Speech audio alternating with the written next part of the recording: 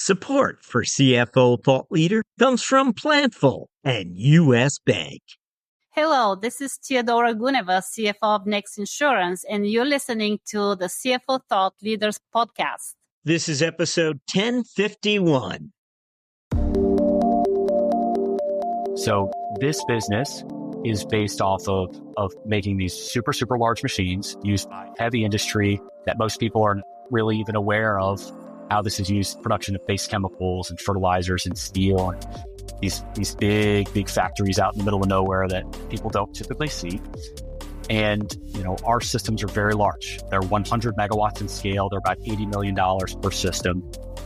They're complex. The problem is hard, and we have built this business from its inception with a focus on the cost of our product to our customer, understanding that everybody in heavy industry is on one end or the other dealing with commodities. Either inputs or outputs are commodities, so cost wins. No matter if we're providing someone a solution that they can quote unquote do the right thing and have a greener opportunity, if it's more expensive, we're not going to get any scale.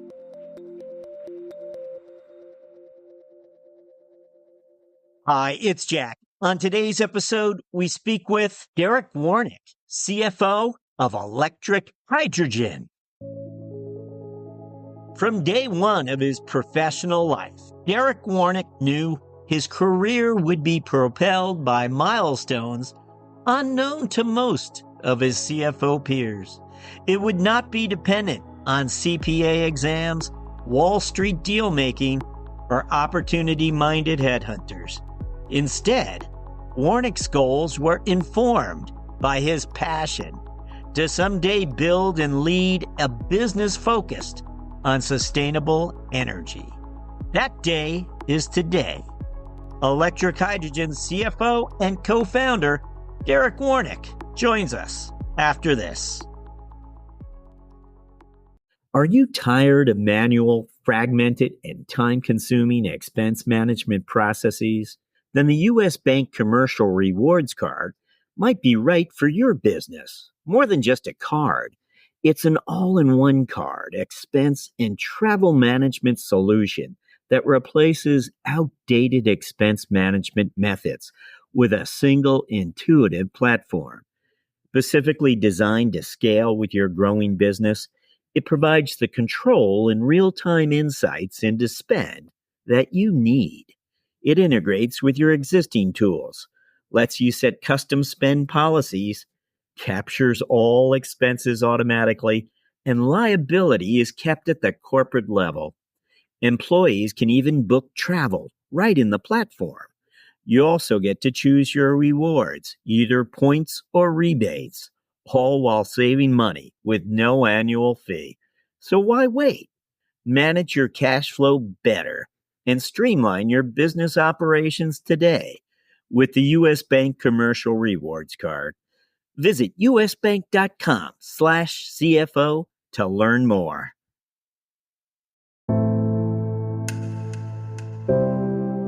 Hello, we're speaking with Derek Warnick, CFO of Electric Hydrogen. Derek, welcome. Thanks so much for having me, Jack.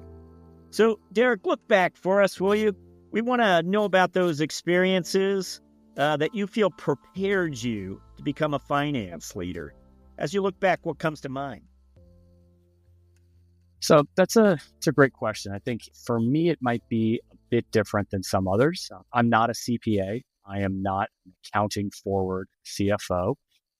I like to operate on a strategic level first, and then really focus my team in that direction with everything we do, technical accounting, FP&A, to kind of the entire effort. So as I look back on my career, I'd say one of the things that has best prepared me for the role of CFO is learning to do the work from the ground up.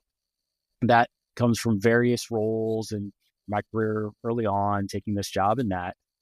But I'd say I had an opportunity to be the CFO of a very small team a number of years ago, which really meant I had to do absolutely every single thing in the finance organization, from calling a vendor to running payroll to all the small things, all the large things, forecasting and treasury and all of that.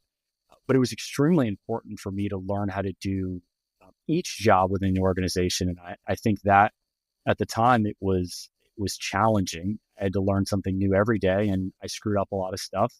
I remember distinctly one time I had to make a payment to a government agency for a permit that we needed. And I, at the time, didn't know that, the wire transfer routing number and the ACH routing number could be different.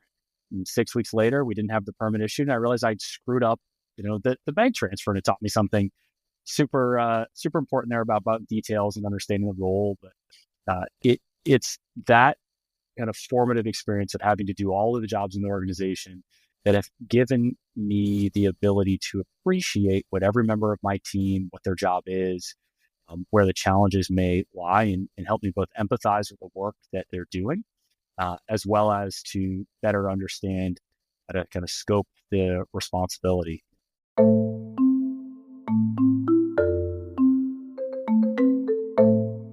So far, we've learned Derek Warnick is someone who likes to build things from the ground up. And he's someone who's learned the hard way why details matter. But there's something more here, something that sets his journey apart from his peers. And so it was time to get more focused. Eric, we want to share with our listeners some details from your early chapter, because I think it speaks to some of the career choices you make along the way. Undergrad, you attended Georgetown and you study finance and international business. You graduate and work for the World Bank in Cambodia, Indonesia, and Washington. And then you go back for an MBA at MIT. Tell us about your younger self. Who is this person who worked for the World Bank and then becomes MBA minded? Yeah. When I was at the World Bank, I was excited by the opportunity to help people and to have an international focus. I was at the IFC, the International Finance Corporation, the only for-profit arm of the World Bank. I was at a department called the Grassroots Business Initiative at the IFC, which was the only not-for-profit department within the IFC. So it was a little kind of a strange confluence of how things came together there. But at its core, what we were doing was empowering small businesses, traditional handicraft producers, Southeast Asia, Sub-Saharan Africa, Latin America, to have the business systems and processes in place in order to utilize capital that they received from the World Bank. Thought it was super interesting. It was something that really mattered. But for me, I was looking for something that both more deeply leveraged what kind of my view of the world, which is if it doesn't have a dollar sign in front of it, it doesn't really compute for me. I think of everything through that financial lens. I also wanted to be involved in something that more deeply utilized technology, as well as in the early 2000s, I started to become much more interested in learning more about climate change and how we could do more to kind of avert the worst effects of climate change. And that led me to get my MBA at MIT Sloan, focused on clean energy finance. And it was focused on clean energy finance. Your MBA was, is that right?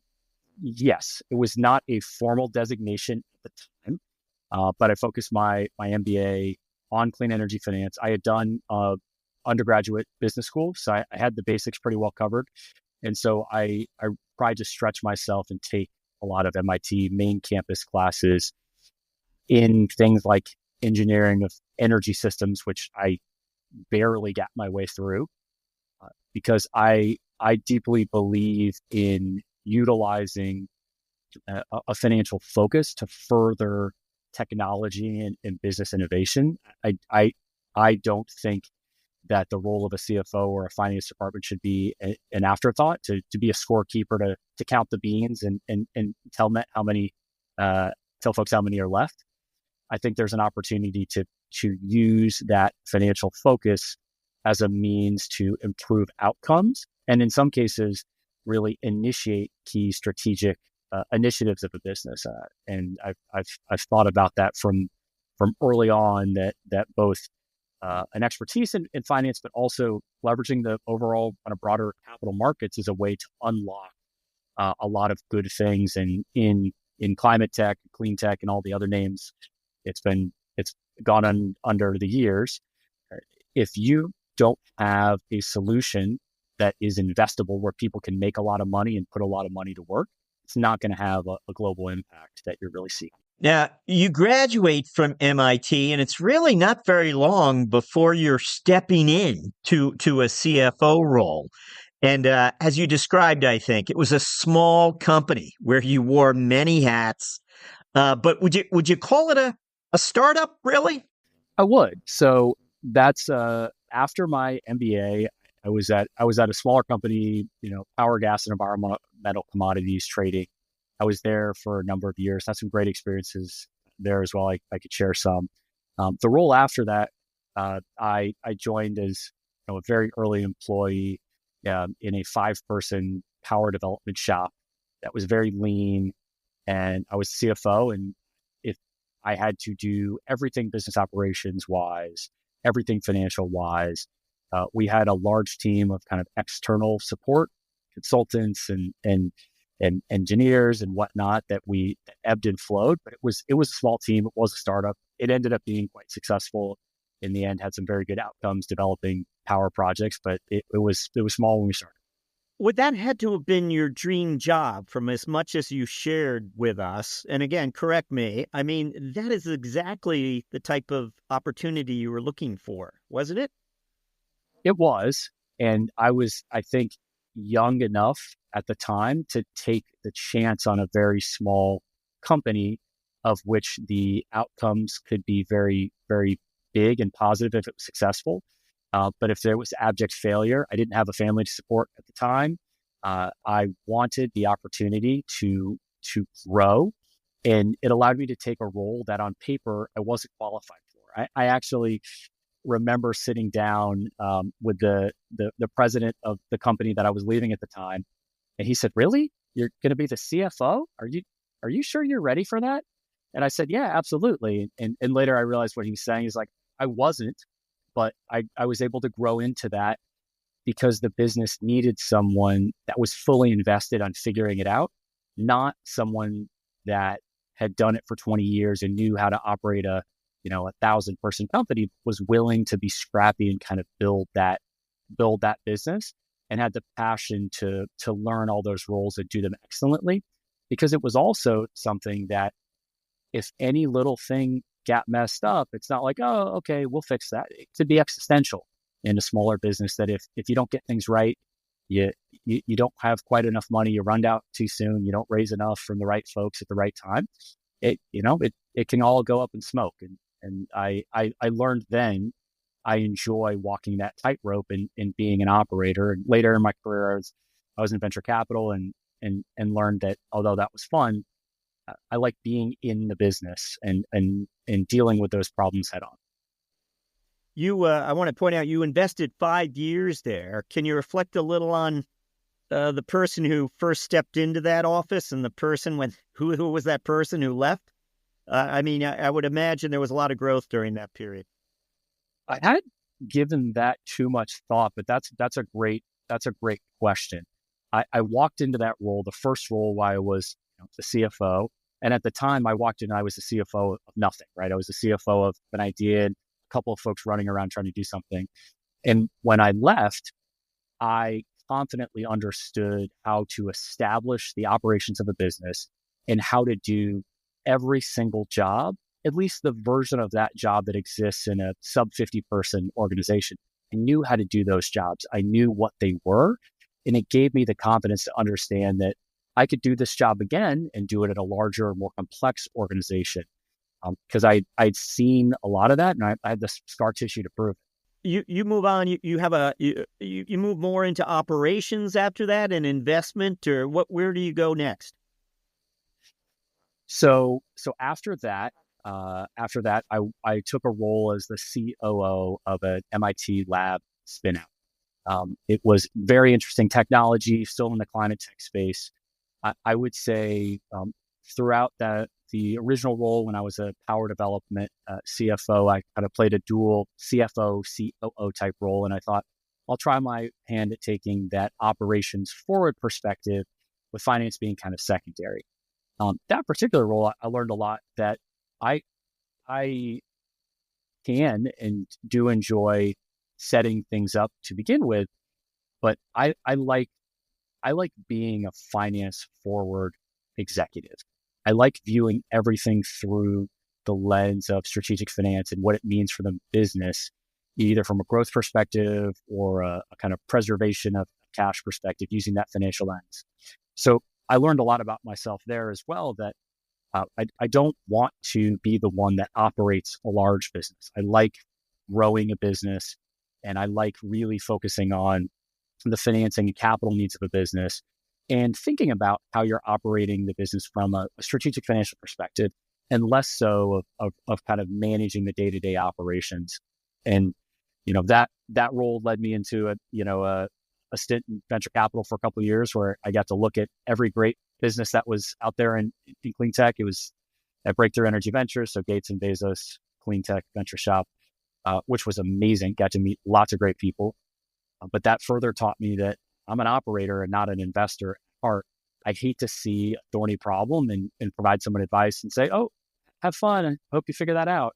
I like to be there and be accountable for the solutions, because that's when you can create, where I feel I can create the most value, is when it's all on the line. If I screw it up and I don't make my mortgage, it's going to make me work that much harder and make sure that it comes together.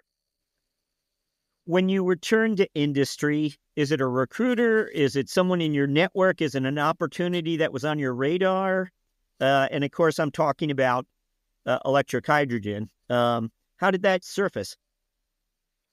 So I'm not sure that I've ever applied for and interviewed for a job that I ended up actually getting. Every job that I've ever had has come through some extension of my network. And I've also never been hired into a role that ever existed before. I've always been taking something of a rather unique role in literally every job I've ever had. Electric hydrogen is kind of no different, I guess, in that regard. I'm a co-founder at Electric Hydrogen and joined with one of the guys I was at Breakthrough Energy Ventures with, who was the CTO who took First Solar public, as well as my kind of third co-founder was the CTO that ran First Solar's public company for a number of years. And I think that it's a unique way that we have founded this business. CFO is not a typical kind of co-founder in a business. Usually it's kind of engineers and business operators that end up founding these kind of tech businesses. I think that's given us a bit of different perspective as we've grown this. And maybe I'll take that opportunity and talk a little bit about what electric hydrogen is, what we do, and what my role here is at business. We do want to ask you. I just have one more, because I think you're coming out of you've had such a unique career. And I wonder if along the way there were little temptations to take a more traditional path or a more traditional industry that came and tempted you. And time and again, you said no. Anything? Did anyone try to steal you away or tempt you away? Yes, it has happened.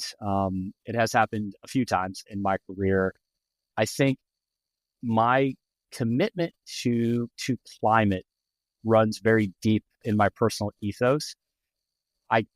It doesn't make sense for me to spend my time unless it's doing something that's actually going to fundamentally improve the world. For me, that makes the most sense in energy and climate.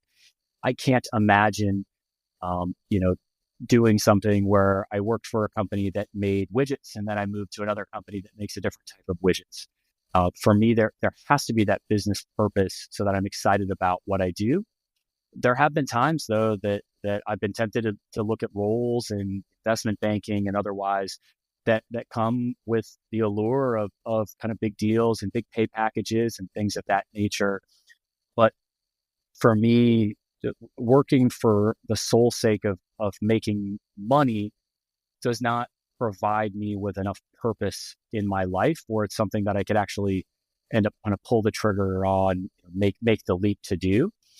Things have only really ever made sense for me to keep my role focused in finance, in something that's related to climate, and predominantly throughout my career to date, that's been in faster growth, higher growth businesses that were either pretty small or kind of in that medium stage. Yeah, I haven't spent any time at, multi-thousand person, companies 7 layers deep in the org chart. That's not what I have done before. Yeah, great overview for us. Thank you, Derek, for all of that. Yes, we want to learn about electric hydrogen. Please tell us what this company is about. You mentioned you're also a co-founder. That's interesting as well for us. But tell us, what is this company about today? Well, I've been restraining myself throughout this conversation to not immediately lead with the wonderful work that we're doing and to kind of pitch the business. It's difficult for me to talk so much about myself and not about the business as I live and breathe this stuff. So at Electric Hydrogen, we are singularly focused on bringing down the cost of industrial scale decarbonization. We're bringing down the cost of kind of removing emissions of the biggest and dirtiest sectors out there globally. And we do that by producing the world's most powerful and efficient hydrogen electrolyzer. These are extremely large machines that take in renewable energy and to split water into hydrogen and oxygen. And the hydrogen can be used as a substitute for natural gas in many large industrial processes. So this business is based off of making these super, super large machines used by heavy industry that most people aren't really even aware of how this is used, production of base chemicals and fertilizers and steel, and these big factories out in the middle of nowhere that people don't typically see. And, our systems are very large. They're 100 megawatts in scale. They're about $80 million per system. They're complex. The problem is hard. And we have built this business from its inception with a focus on the cost of our product to our customer, understanding that everybody in heavy industry is on one end or the other dealing with commodities. Either inputs or outputs are commodities. So cost wins. No matter if we're providing someone a solution that they can, quote unquote, do the right thing and have a greener opportunity, if it's more expensive, we're not going to get any scale. But the other side of kind of the ruthless efficiency toward profits that many of the industries have, generally kind of view that as a little bit of a dark complexion to have there. It's that if you can do something at a penny a pound cheaper, the world will switch rather quickly. There are no participation trophies in commodities. You either provide the purity and volumes that people want at the price that they can afford, or you're out of business. So if we can deliver something that provides the same or greater value at the same or lower price, we know that we can be successful. And so we have really designed our business from the ground up there. And we're a little over, kind of 300 people now, and we've raised close to $800 million, quite a bit.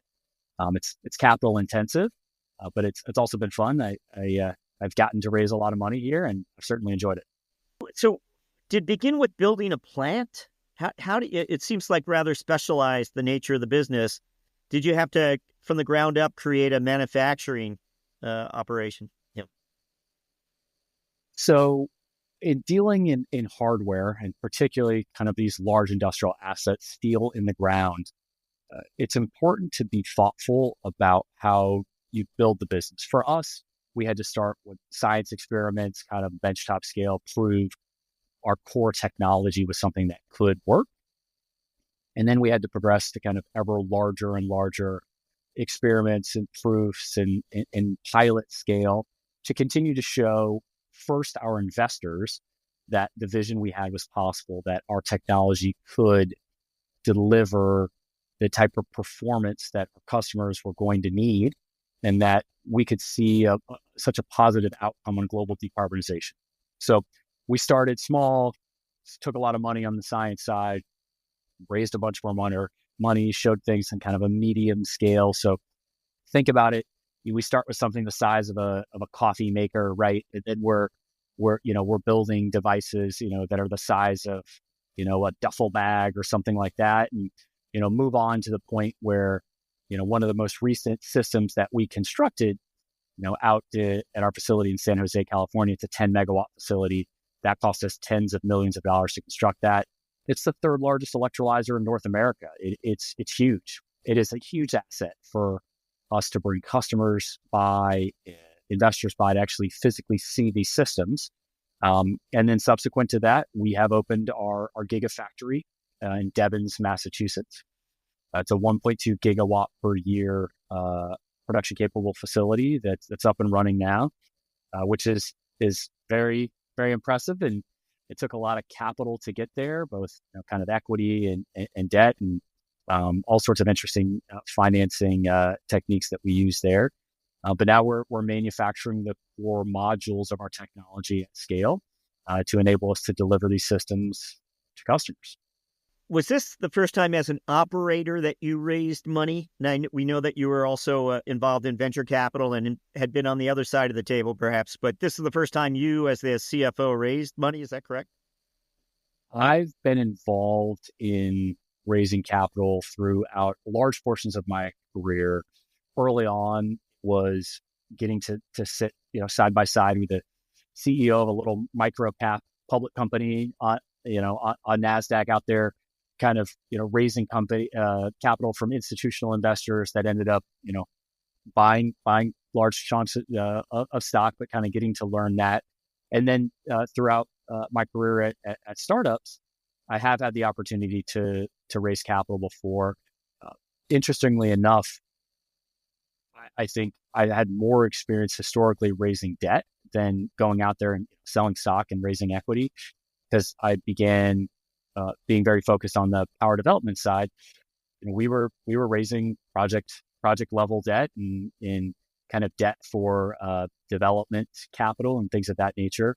It gave me a different perspective on how useful it can be to work with investors that are first focused on kind of constraining the downside with optionality for upside versus kind of the venture capital world and then growth equity world where people are very focused on the upside.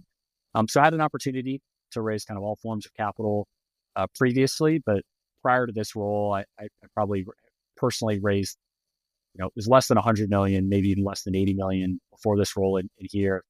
As I mentioned, probably close to 800. It's been a different scale, and it's been a fun journey.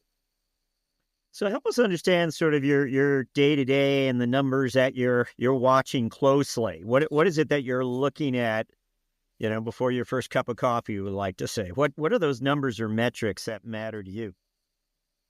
Well, the first three are probably cash, and followed closely by forward sales projections.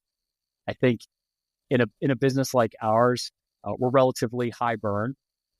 We use a lot of capital because what we're doing is really hard, and our sales are large. A single system is on the order of about $80 million. So sales are lumpy, and sometimes sales are larger than that. Some customers purchase multiple units. So sales can be lumpy and expenses are relatively high. And so we've had to raise a lot of capital in order to get to where we are. But it's very important that I keep a close track on that balance sheet and really, really understand cash inflows and cash outflows on a relatively granular basis. I also, because everything only makes sense to me, through dollar signs, it's given me a greater appreciation of our technology and our technical teams to become involved in projects that we're undergoing by first understanding, hey, where are we spending a lot of money? Figure out where that is, and then to actually learn technically what are our goals. Why do these group of really smart people think that we should spend 10 or $20 million on doing XYZ? And the more that I'm able to deeply understand what we're trying to achieve, it helps me understand how this is all going to come together in the end. And sometimes when I start asking harder questions about, what is the work we're doing and how that integrates in, that leads to a broader conversation where we think about reallocating the capital that we're spending. And other times it just, helps me, learn more about what our broader team is doing and gain a deeper appreciation for the technology itself, because I do a lot of fundraising and, I like to say I can play an engineer on TV, That's because I've asked a lot of really great questions and gotten great answers from smart people, and over time have been able to accumulate enough knowledge that I can sort of represent what we're doing technically, at least enough for for the money folks to understand and kind of get that next meeting to dive into the tech. Is there an area that you find yourself explaining over and over and over again? Is there something that it even surprises you how you have to educate people about a certain aspect of this business? It is unique, it's different, but some area that you're constantly finding yourself dedicating more time to educating and communication on? I think that this is probably the case in many industries, that there's one or two things that kind of always rear their head, that people have preconceived notions about this or that. I'd say this has changed over time. One thing that comes up very often is, well, hydrogen cars, is that really a thing? Aren't EVs going to rule the world? And our answer is absolutely. I think hydrogen is super dumb for things like cars, but it's very visible. When people think about hydrogen, they think about it as a fuel. They think about hydrogen cars. They think about, Nikola, that had the hydrogen tractor trailers that ended up, that company didn't quite work out as it was planned. But those are some of the most public, I'd say, examples that people have. And the explanation that the global market for hydrogen today is hundreds of billions of dollars annually surprises people who aren't really attuned to it. Green hydrogen is something that is now just emerging, but hydrogen itself is a base chemical feedstock for so much of the world. Almost all fertilizer on Earth, ammonia-based fertilizer, utilizes hydrogen that has been basically cracked from natural gas, where the CO2 is thrown away as an emissions and the hydrogen is then used to combine with nitrogen to make fertilizer. People don't think about that there is an existing global hydrogen economy that is kind of deep inside these industrial processes, and that there's a lot of opportunity to both decarbonize that, but also make the process more efficient. So we have, had to educate a lot of folks over time about how real this market already is, even though the approach that we're taking is a different one. We'd like to touch on artificial intelligence with you. Curious how, as forward-looking as this company is AI offer you a strategic advantage of some kind? Is there some application or some way of looking at the world that you see AI really helping you advance the company or its performance? Well, I believe that question is required of any serious conversation now amongst anyone in business is, what are you doing with AI? I would say, first off, Skynet scares me. All right. AI is something that, I think there's a lot of good to be done there, but just from a personal standpoint, like, it's a little terrifying. And, I say that a little tongue in cheek, but, there's a lot going on there that I think could provide a lot of value. And I think people have also, I hope that there's as smart people looking at how to make sure everything ends up okay for us all. With that being said, I think our business itself, I'm really glad that we're in hardware and not software. The fact that, I can now code an app through, a couple of prompts, and I have absolutely no, software kind of technical training at all, is a little scary for folks that might be in the software space. We're putting steel on the ground that right now, the robots can't do it for us yet. And we as a business have been circumspect about how we utilize AI. We have a lot of IP. We right now, like, large language models are not going to be able to solve the technical challenge that we have before us. And I think that the tools that are currently available are not ones that are, as of yet, able to be deeply ingrained in our business, and also to make sure that there's enough, protections on what we're kind of feeding the beast, and making sure it's only getting used for what it needs to be.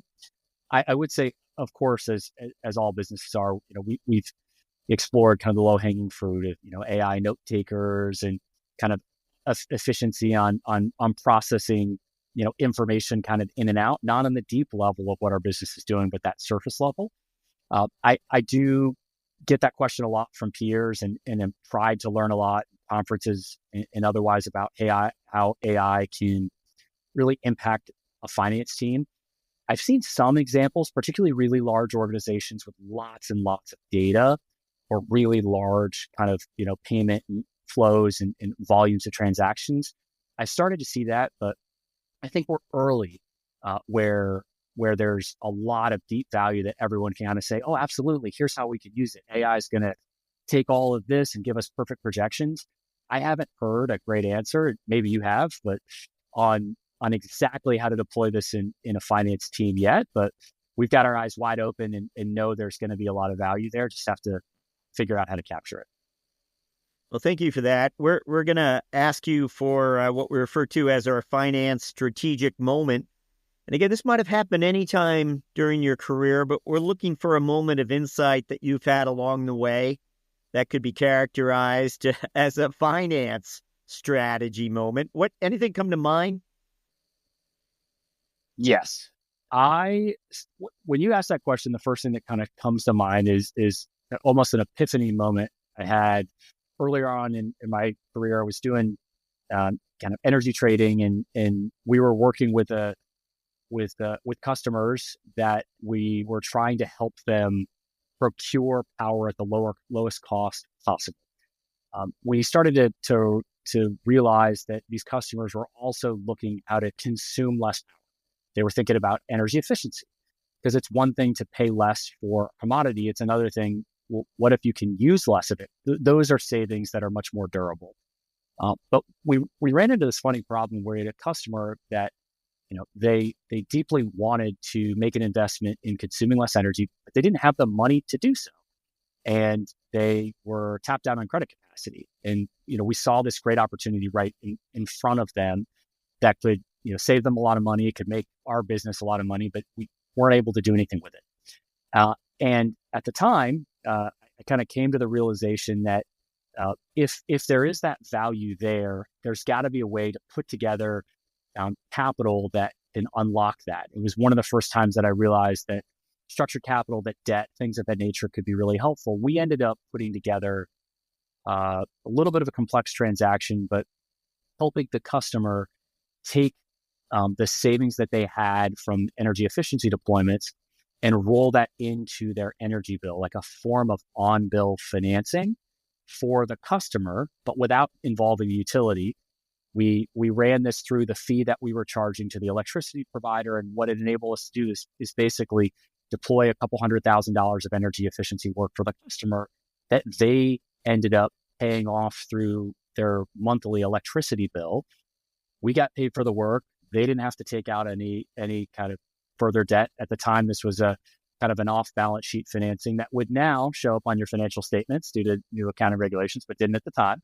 But it gave me this realization that there was something more to the process of finance than just pushing ones and zeros around. That there were times there being able to connect that people that had money and the people that needed it, that active connection could unlock true value, different than buying and selling the same stock. Like that, one person wins, one person loses, and that's that. There are times where you can get people together and kind of put together a transaction, particularly with, structured finance, where you have two groups that have got different needs and you can align them and both can really get what they want and benefit. And that is something I've taken to everything since, about that there's true value that can come from this other than just scorekeeping.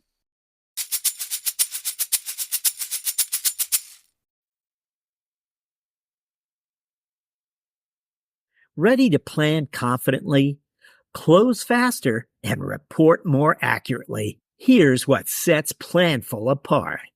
Imagine purpose-built applications for every department, from FP&A to accounting, marketing to HR, all with built-in financial intelligence.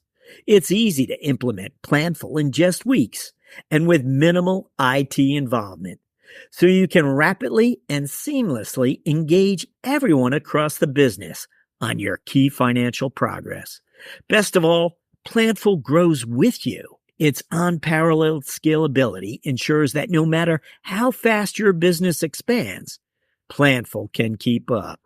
See why over 1,500 customers worldwide choose Planful as their flexible, user-friendly, end-to-end financial performance management platform. Go to planful.com/CFO Thought Leader to see how you can reach peak financial performance with Planful.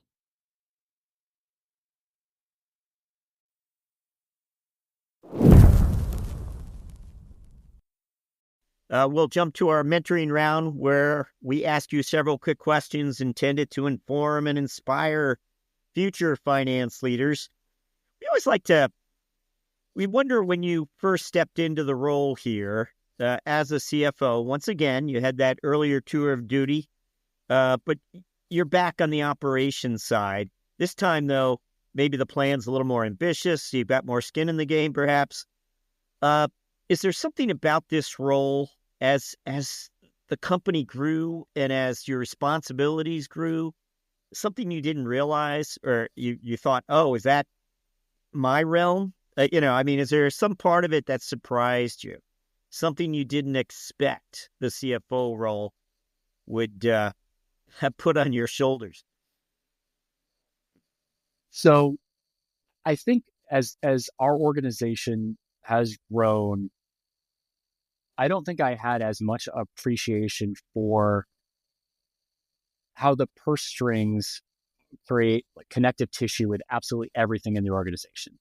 There is almost nothing that in a business that's not impacted by allocation of funds or resources of your team's time, which comes into payroll and otherwise. But how you have a blessing of and the curse of being forced to be involved in everything, and it also is something that it's taught me a lot about restraint, which is I have the ability to have insight into most things through the purview of, oh, well, we spend money on that. I'd like to know more, or I have an opinion.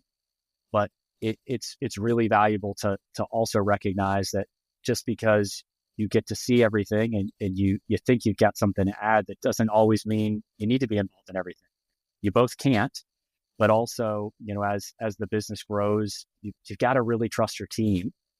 And even if you were involved in kind of building it, sometimes you've got to set it free and let people make decisions that you might not think are the right ones, and they either will be or won't be. And if you were right, it's important not to say, I told you so. And if you were wrong, it is important to say, I was wrong and you were right. I think that's an important part about the leaders, to try to take as little credit for things as you can, particularly when you have the opportunity to influence almost anything by changing the allocation of capital, that you try to be reserved about it and let others take those wins.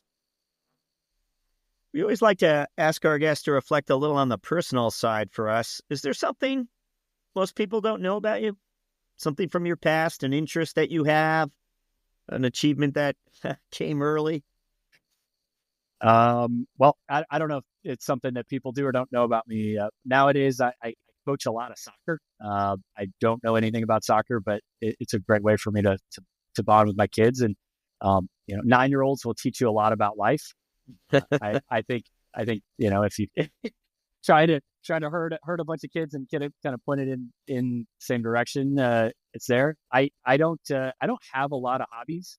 I really love what I do, and I think it's something my father told me early in life. If you have a job you love, you'll never work a day in your life.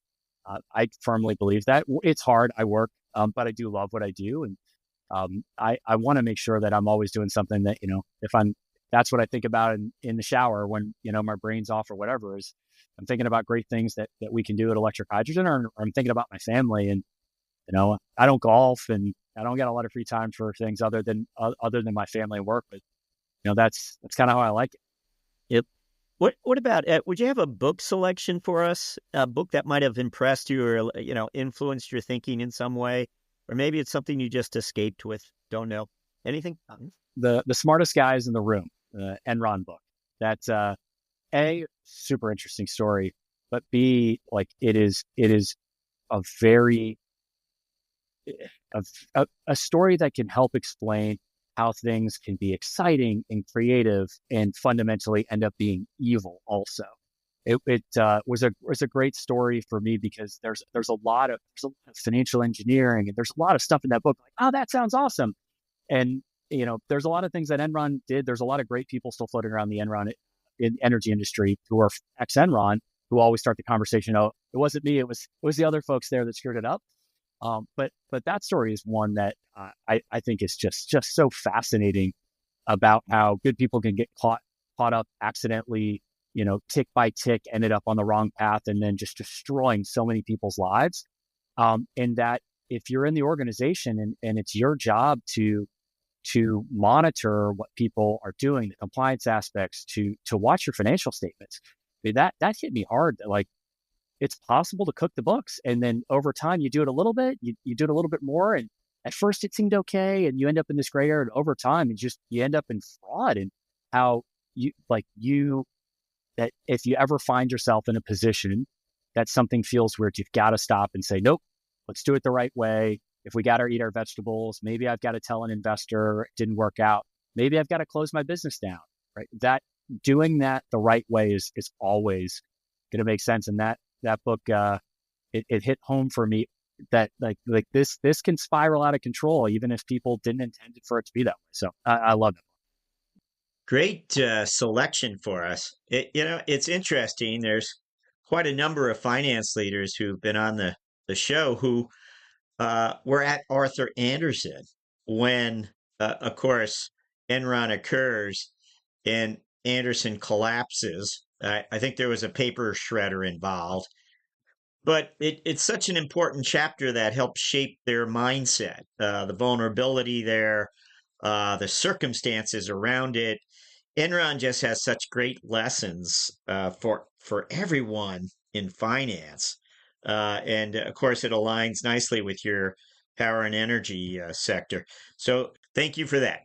We're up to our final question, where we're going to ask you to look forward finally. And what we're interested in are your priorities as a CFO for the coming 12 months. What would those be? I would say I have two main priorities. The first priority is to make sure that we can continue to grow an organization in a healthy way, that as we get larger and larger, that who we are as a company, that we stay true to that. But we also make sure that we're building a team that's capable of looking around corners and understanding about what's next. And for me, that comes down to both internalizing this as well as working with my team at the company to understand that it's all about the people. That's not just who we hire and who's on our team, but it's also the customers and the regulators and our partners.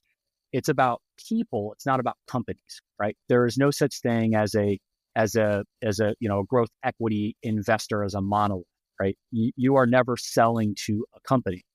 You are dealing with people, right? I tell my team often that the person that you just spoke to on the Zoom call that we're trying to sell an electrolyzer to or trying to partner with in the supply chain, after this call, what are they going to do? They're going to go respond to some emails.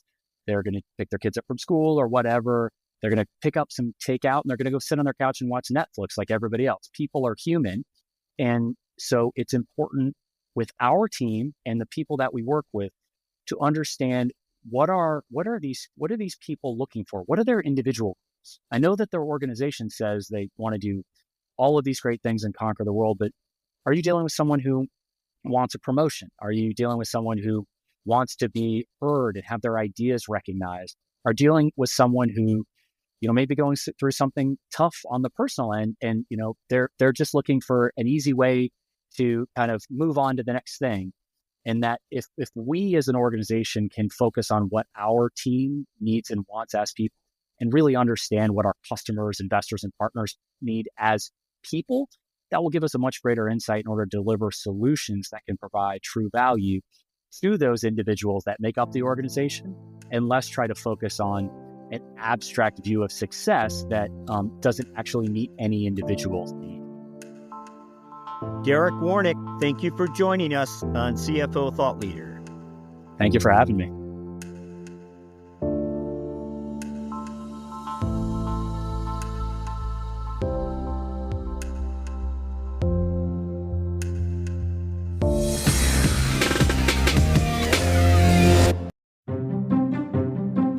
everyone, Jack here. Hope you've been enjoying our recent episodes of CFO Thought Leader. Please know that I don't take for granted this opportunity to serve you. Your time is valuable, and of course, so is the time of our CFO guests. I'll admit to you on certain weeks, I will pinch myself and say, hey, I get to do this for a living. I speak to all these impressive leaders. Undoubtedly, there are more aggressive interviewers out there, some who leave no stone unturned. But our swim lane is for finance leaders only. And those finance leaders have a unique style of leadership, one that is rooted in the burden of trust. In light of this, finance leaders must take great care not to forfeit this trust as they step into the role of being a more expressive leader. And that is what CFO Thought Leader is really about. That's why I try to remind myself week in, week out, how fortunate I am. Still, I need your help. Tell us what we're doing right. Tell us what we're doing wrong. Email me your comments at jack@cfothoughtleader.com. And please visit cfothoughtleader.com. You'll find a listener survey right on the nav bar. As always, thank you for listening.